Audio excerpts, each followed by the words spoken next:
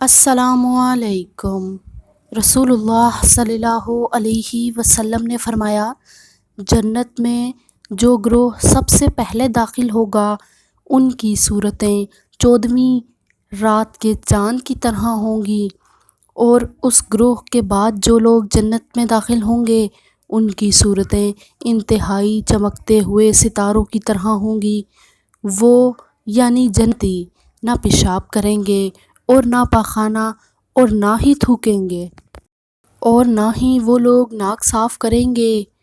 اور ان کی کنگھیاں سونے کی ہوں گی اور ان کا پسینہ مشک ہوگا، اور ان کی انگلیوں میں عود سلگ رہا ہوگا، اور ان کی بیویاں بڑی آنکھوں والی ہوں گی، اور ان سب کے اخلاق ایک جیسے ہوں گے، اور وہ سب اپنے باپ آدم کی صورت پر ہوں گے، اور ان کا قد آسمان میں 60 ہاتھ کا ہوگا۔